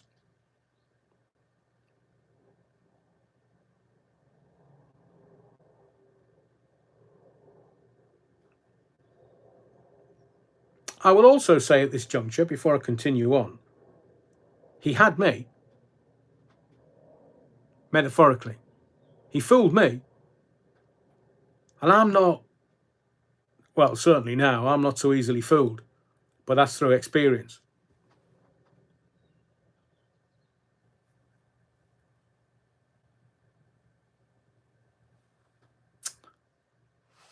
So let me continue. And I'm reading this verbatim from someone who emailed me and will remain anonymous for varying reasons. There's a lot of very contentious claims in his little rant. Still, mentions the judge's wife, though not his name. Still accuses the Nottinghamshire police of colluding with the BBC. Still accuses Nottinghamshire police of illegally raiding his house 3 times without a warrant. Well, he was on police bail. But at the time, they don't need a warrant, just an officer's authorization. So can you understand how it's very easily to tell certain groups of people, oh, it's this, that, and the other, when actually the law says this is so. And when you're tugging the tiger's tail, somebody has got to tell you that's going to turn around and bite you. But nobody ever did. At least he's been off the vodka for 2.5 years. For someone who hires expensive lawyers, so he claims, he gets weak legal advice. Incidentally, his claim about any type of contact or relationship with any employee, contractor, or volunteer from HMP is standard for most prisoners released on licence these days. It's to prevent a con, somebody who's coming out on licence, getting a bit leery if they bump into a prison officer in the street. And remember, the legal jargon that they've used is bringing so-and-so organisation into disrepute. The BBC, Nottinghamshire Police, HMP, Department of Justice, the judiciary, bringing any of them into disrepute means he goes and serves the rest of his licence.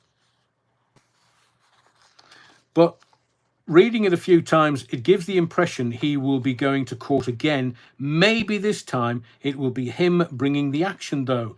Somehow, I doubt it. Can't wait to see if he holds out the begging bowl again for donations soon. So maybe it's being done deliberately. Maybe it's someone else over-egging the pudding. I'm not going to name names. But would the convicted stalker really be willing to see himself serve his full sentence in order to prove to his fans he is a martyr for free speech and they are out to get him? Time inside does strange things to some people. And as somebody else says, he's determined to go back inside, isn't he? I'm wondering if it's down to those around him, or is Belfield trying to play the martyr by getting himself sent back in to serve the full sentence, plus any contempt of court or harassment order breaches and add-ons. As for Alex, the lawfare and bankruptcy are simply tactics to get more followers. He won't claim bankruptcy, as that would mean he would have to wind up or hand over champagne sippers. Either way, he would have to declare its capital and holdings as assets. Bankrupts can't be company directors until the bankruptcy is discharged. If it's discharged early, then they investigate why. If he winds the company up, he will receive the holdings and have to hand them over to the administrators. I think he won't be too keen on opening all of his bank accounts up for scrutiny, especially the Metro account. Also, there may well be more people coming forward to claim against his assets. If it's announced he is claiming bankruptcy, it would backfire on him spectacularly.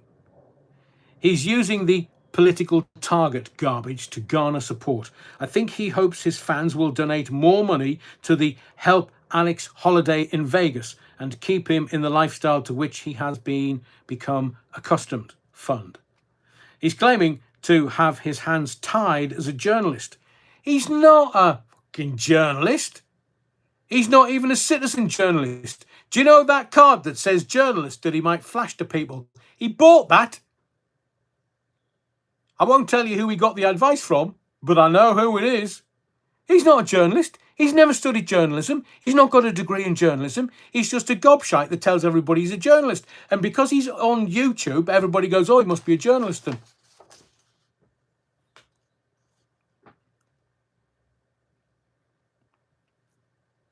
So as this writer says, he's using the political target garbage to garner support. I think he hopes his fans will donate more money. Oh, we've already done that bit. He could go back to restaurants and show reviews, in my view, says the writer. Or he could, like a lot of ex-prisoners, just get a normal job, you know, gathering up the trolleys at Aldi or Tesco or Timpson's. Timpson's is a very good place for ex-cons. It will be interesting to see the actual terms of his license as opposed to others and their interpretations of it.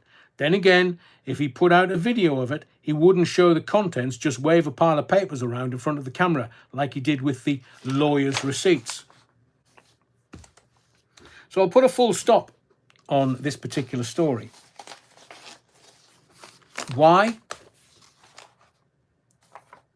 Because Alex has to serve his sentence one way or another.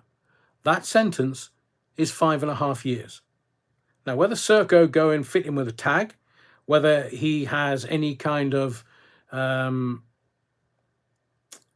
restriction, so he has to be at home between certain hours, whether he can have access to the internet between certain hours, we don't know the full details. Only he does. I don't even think he would let his people know. But he's still got nearly 3 years left. Any criminality whatsoever by him or anybody on his behalf, he goes back to jail and does 2.9 years. 2 years, 9 months, if you want to be more accurate. And that's not what I want for him. I want him to get, this is his journey, the hero's journey. The hero has to meet themselves along their way. Irrespective of whether you're kicking and flinging, we are all here to learn who we are. And I would suggest that if there's anybody with any semblance of intelligence or compassion around him, just get him to breathe for a little while before he takes his next step, because the conditions will mean he can't do certain things. And that might tip him over the edge, and genuinely, I don't want that for him.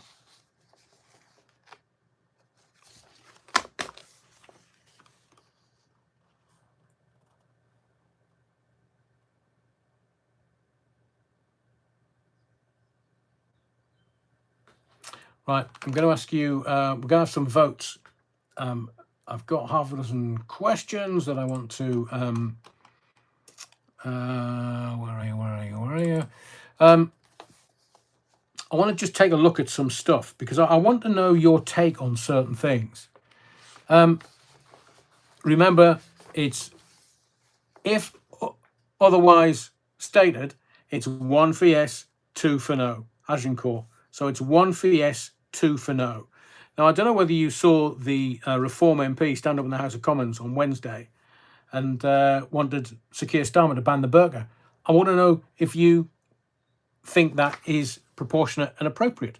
And I'm going to add context to this, that Sarah Sharif, remember little Sarah? She was homeschooled and made to wear the hijab to conceal her injuries. So, do you want the burqa banned? 1 for yes, 2 for no.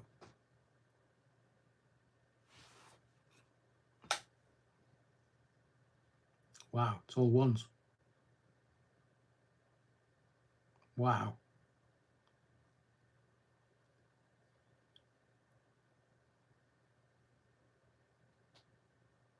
Yeah, Rich says, makes a very valid point. It's oppressive to women. So please keep your E-Coats 103. Welcome to the body of the Kirk. One for the head scarves that cover the whole face. Yeah, Luke makes another very good point. Thank you, Jackie. You have to take your helmet off in banks. Should we ban the burger? 1 for yes, 2 for no. Beata and the niqab. English bottle cap. 1, and ban all unnecessary face masks. That's another thing. I can't remember which police force it was, but there was a police force today said, right, people demonstrating can't wear masks. Absolutely, categorically not wearing masks. And they said, why do people want to wear masks? That was 5 years ago.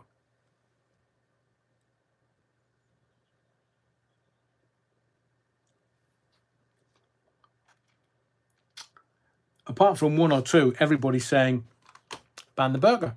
So it looks like Reform have hit a rich stream of stuff. And talking of Reform, I'm going to ask you a second question. So let's put a full stop to that. Thank you for all your votes. Let's pause those votes for the moment. And I'm going to ask you another question. Reform Council, is it Kent? But a Reform Council is refusing to pay for a Pride parade. Do you think that funding for Pride parades should be withdrawn by the councils? 1 for yes, 2 for no. In essence, do you think it's a good thing? Reform Council are refusing to pay for a Pride parade. Do you think it's a good thing? 1 for yes, 2 for no. Wow.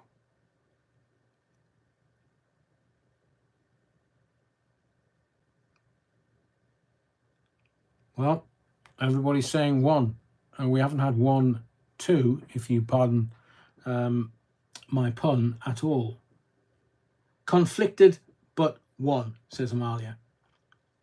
Rusty's Roamings, 1, yes, the participants should fund it themselves. Well, there's yesterday, there was going to be a little summer fair near me. And I go every year just to kind of the stalls and stuff and dog shows and stuff. And it's quaint, it's lovely, really enjoy it. But because there was going to be really bad weather yesterday, they decided to cancel it last minute because there was going to be thunderstorms or downpours. And sadly, there wasn't any bad weather until sort of 3, 4 o'clock. So they could have had the sort of gala day. But they pay for it all themselves. It's a local organisation that takes donations and they organise it themselves. So Tom Murray says, no, I think you're the only one, Tom. Everybody else is saying yes. Cuban Pete wants a 69, seemingly. So not only do you want the burqa band, but you are, maybe that's a good name for a group. You want people who have their own events to pay for them themselves, whether they raise it through charitable donations or any other way. It seems that that's how you want it. I'm going to ask you another question. And this time, I want you to write something. And you can say whatever you want to a degree. So you know that this Bonnie Blue character, she slept with over 1,000 men in 24 hours. When's June 15th? Is it next Saturday? She intends to sleep with 2,000 men in 24 hours on June 15th. So my question to you is this. What do you call a girl like that? Me? Broken.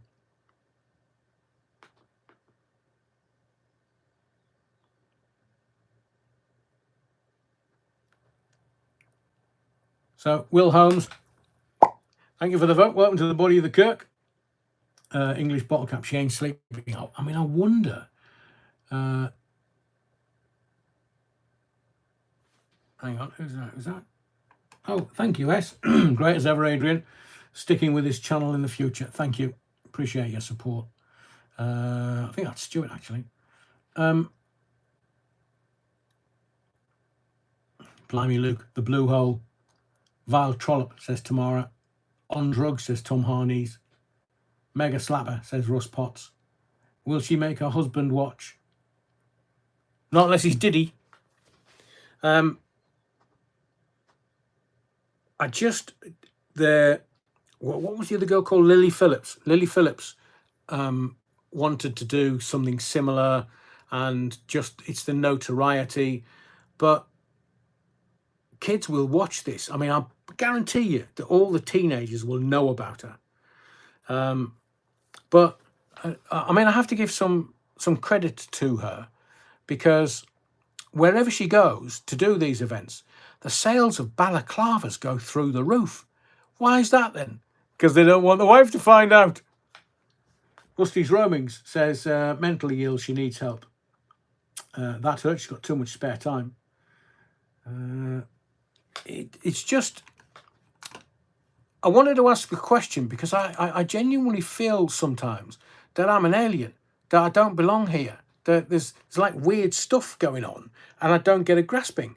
I mean, when I was, legal tender over 16, would I have gone along? I mean, some of my mates would have done, but I just,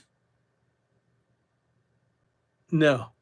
But these guys, maybe it's just to go to the pub on a Friday night and tell the lads, oh, we did that Bunny Blue thing the other day. Yeah, I lasted about 3 seconds.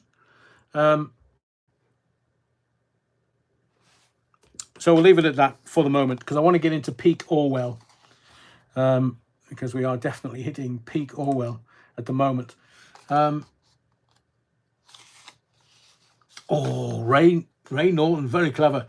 Bonnie Blue, she will beat the grand old Duke of York's record of 1,000 men. Oy, oy, oy, oy, oy. I mean, when does she sleep? I mean, I see you, Adrian. That feeling comes with age. Well, I mean, even when I was in my teenage years and just loving my punk and my music and my stuff, my dad never said to me, or my mother for that matter, and my mum was a lot more open-minded than my dad. She never said, oh, I feel like an alien. I don't know what you kids are up to nowadays. Punk rock. I played her Sid Vicious, My Way. I bought it and I was so excited. And I got it home. I said, Mum, listen to this. And she went, I mean, she was a Vaughan, the singer, dark-haired, good-looking. Somebody Vaughan, Frankie Vaughan. She was a Frankie Vaughan fan, which again was a little left field. Not Frank Sinatra or the Rat Pack. Frankie Vaughan. He was like the British equivalent to the Rat Pack. And they never said to me, "Oh, I feel like a bloody alien." But I watched it and I listened to the language that's being used by the kids now, and it's different. It is different, and every generation has their own language. But the scooting, I see you scooting. Isn't that one scooting? Or is give her a good back scuttle scooting? Lionel Layton says she lies back and thinks of England, the fans of which like to sing. Keir Starmer's a caring, understanding 90s type, but obviously the rhyme doesn't go that long. Andy Spittle, I think in the social media age, everyone is trying to out-fame the next person. That's absolutely hitting the nail on the head, Andy. That's a great statement. I agree with you, because everybody has to do it bigger, more grotesque than somebody else. And, I mean, is anybody telling them that that's girl power?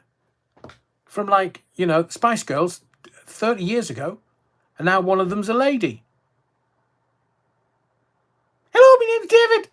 Call me sir. Oh, the other thing I wanted to ask you about before I get into this peak Orwell is, how has The Sun got the exclusive? Who is it that's tipped the papers off? It's not Buckingham Palace. It's not the Crown. Who? I mean, who's benefiting from front page news? Who's benefiting from pages of stuff? And as I said to you over the last few weeks, hello, my name's David Beckham. Me son Brooklyn's not speaking to me. I've no idea why. And there was me thinking he wanted me to finger his spuds. From what I can understand, and we may get to it in just a little while, David Beckham's not a gardener either. So let's get to... do we get to Harry? Beata. I think we'll know what Alex will do first. Yeah, vodka and Coke. But then again, will his family have been round and got the house cleaned for him returning? Because 2.5 years can get dusty. Not that I'm anal about dust, of course. Des Ashton, don't look here, look elsewhere. Yeah. So I don't know whether the press have used David Beckham as the distraction, but he's a weft puppet. He was in Davos in January getting one of 3 awards for his philanthropy. Convenient. And there was Gary Neville. I don't know why I'm here. I'm just, because he got doorstepped by a journo. Didn't know what to say because he's thinking, shit, I'm in Davos. They're all going to suss me, man. Suss me. Multi-millionaire Gary Neville, what's he doing in Davos? Well, I'm supporting me mate, David.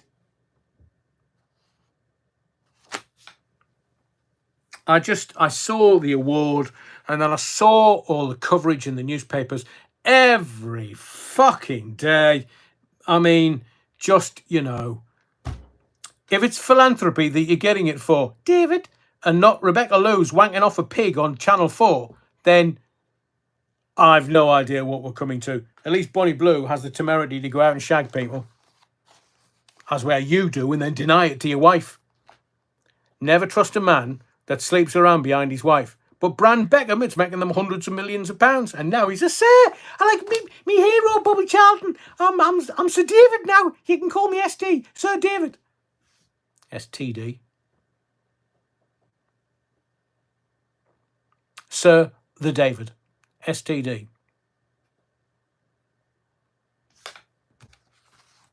He's not even a bloody gardener, man. Anyway, let's get to Peak Orwell. Peak Orwell, we're talking about free speech a little earlier. Let's get Peak Orwell. You know that the government is talking about extreme right-wing terrorist ideology.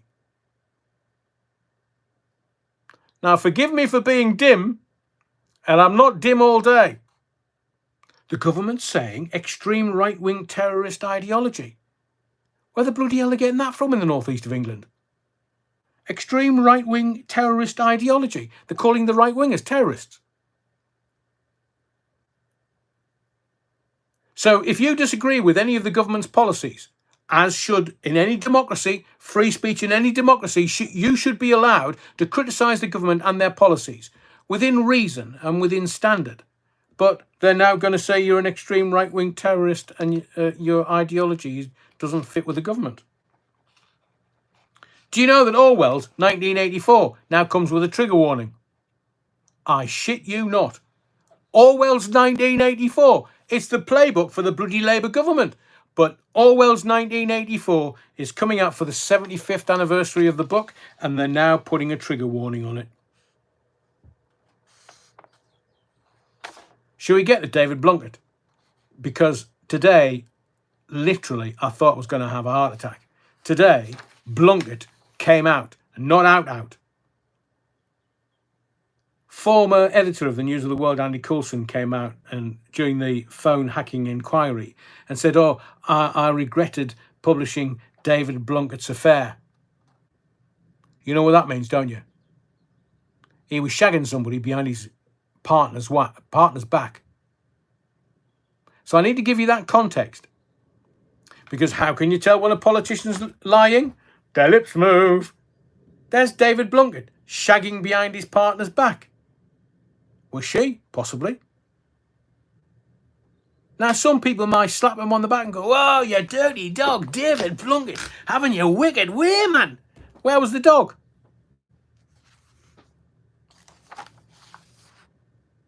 But he's now coming out. Let me just make sure I've got my my notes in the right order. He says... It's time to take, and I'm quoting directly from the reportage in the papers today, it's time to take the bull by the horns. Unfortunate term of phrase, David, considering you were shagging somebody behind your wife's back. It's time to take the bull by the horns and seize the opportunity. Told you before, power corrupts. Absolute power corrupts absolutely. Me personally, I'm not interested in the thing that man has to say.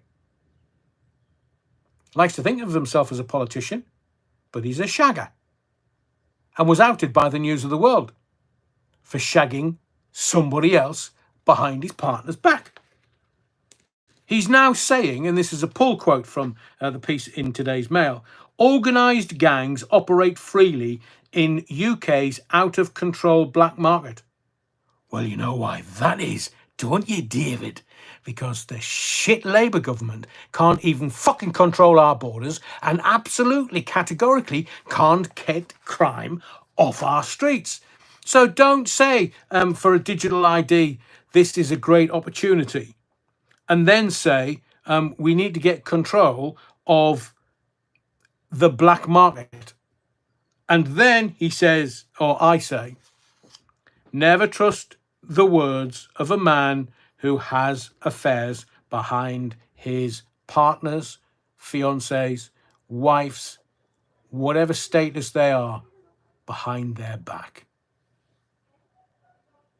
Would I? No, never in a month of Sundays. As far as I'm concerned, Blunkett should bugger off into the shadows. Take his dog with him.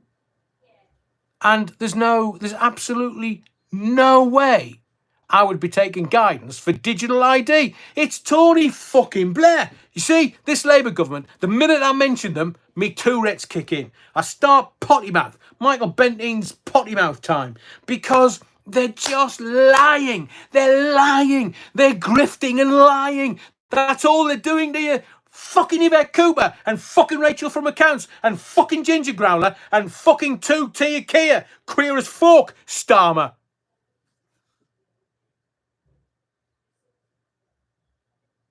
They're just liars.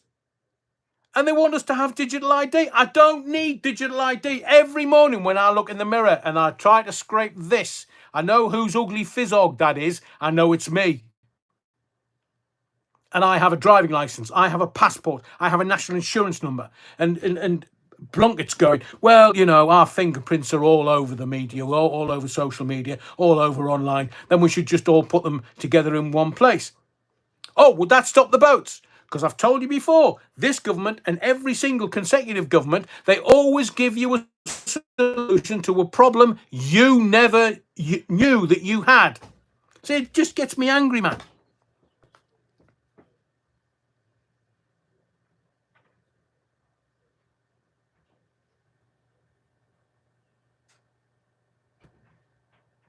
I don't know why, seemingly, a right-wing rag is giving mouth to a left-wing politician. Is he a Fabian? Why are these people? They're after it because, remember, Rich Boy Sunak said to the Chinese, you're not getting it, because they wanted the contract for the digital ID system. But Rich Boy, thinking possibly that other people are going to make the money from it, like Tony Blair. Yeah, me, Tony. Yeah, my wife likes to take showers with women. And I like to get caught out by the Rozzers. Charles Linton. Bow Street Magistrates. Google it, it's still online. So we've got his measure, but he just wants the millions, the moolah. They just want to grift all the money. These people are corrupt. Corrupt, corrupt, corrupt. How many times can I say corrupt until you decide that genuinely they are corrupt? They're not doing anything for the benefit of you and I because they're telling us, I mean, I'm pink and I'm ginger and I'm from the northeast of England. I'm bloody as red as you can get. I've been a card-carrying member of the Labour Party and they're calling me fucking right wing. How do we shite, you morons? Clowns, I've never pissed myself laughing so much. Yeah, that funny.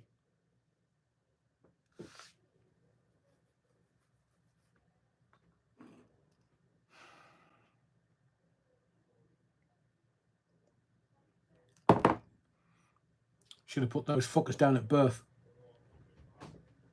English bottle cap. I agree with you. I'd like to take showers with women too. Government paid for it, evidently. Number 10. Nobody says anything. Knock, knock. Oh, there. Someone with £30 million profit from a PPE scandal, perchance. I'm just not going to tell you. I'm off-ski with a 30 million profit. Yeah, and I'm selling up and I'm baggering off to the USA. Miami, actually. And I'll get to the taxes in a second. But Michelle Moaning, 30 million profit on a 200 million turnover. And we just binned the PPE because they weren't fit for purpose. And she's now selling her houses because she's fecking off to Miami. Why? She's being told that she's allowed to do that? I thought she was a baroness. Baroness Mourning. Obviously, she's made more money than just pick daily allowance from the House of Lords. And I want to say this to you. So I was thinking about this today before I came on air. And a realization came to me. So you know that you have to pay taxes. And me and you, we have to pay taxes. So that they, the government, will protect me and you from what they'll do to you if you don't pay taxes. Let me say that again. You and I have to pay taxes so that they, the government, protect you and I from what they'll do to us if we don't pay taxes. Isn't that how the mafia works? Just a thought. So remember, government gave you the jibber jabber for free, and then Big Pharma, Big Health, charge for the treatment of the side effects for the rest of your life. You see the grift? It's really easy. 5 years ago, some people were making you laugh. Some people were anti-jibber jabber, but were taking the jibber jabber because they wanted to go travelling.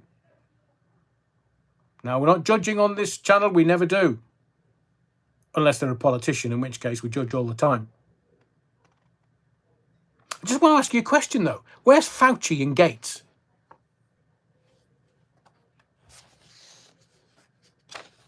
We'll talk about the NHS in a second. But there's more shit flying, and soon, around the jibber jabbers, because they're trying to get us to take the jibber jabbers again. Sorry, I'll just make sure that my immune system is zinging rather than take anything that they're going to make a profit from. So in the NHS, did you know the story about the nurses in Darlington? They've actually won their case against a bloke in a dress. They were trying, they say, to protect safe spaces. A new doctor engineer has a poo stopped and squatted on Northumberland Street yesterday in broad daylight. He was escorted back to his hotel. Bless. Nicholas, you think that's bad?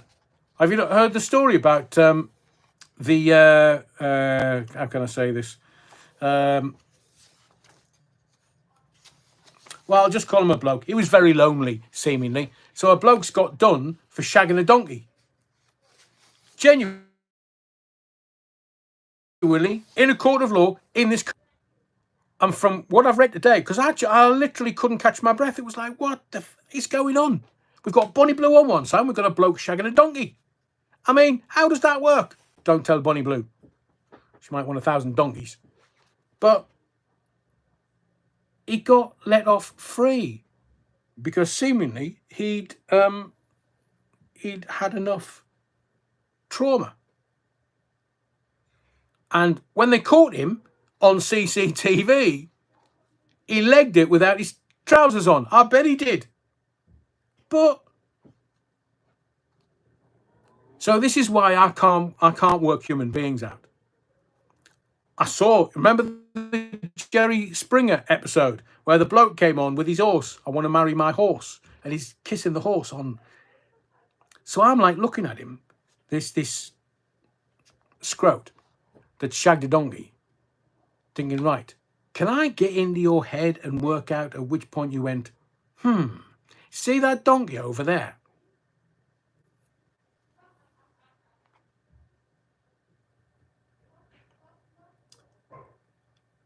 Hang on a second, you're making your own bloody polls up now. Des, you're wrong.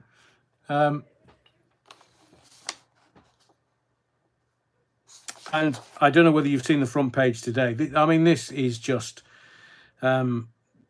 nanny state gone too far. I mean, it's just discrimination. And do you know, because it's discrimination against me and you, the pinkies, they don't care. They don't care.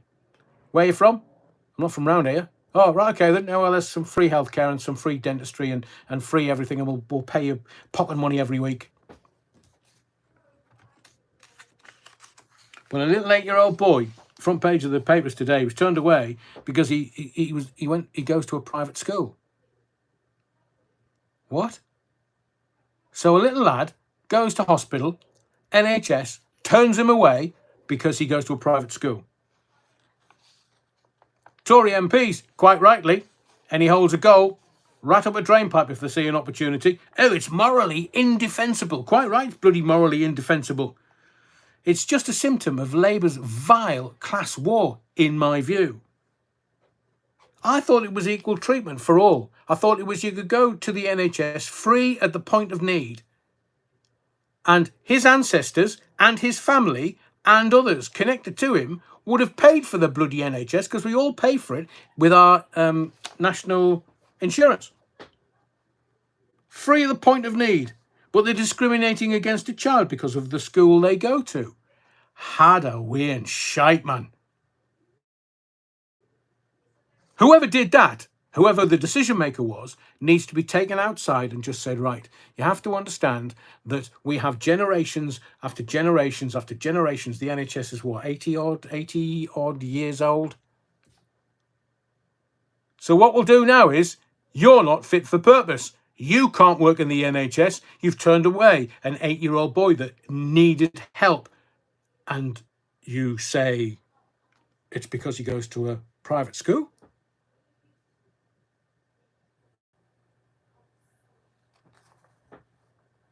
So what next?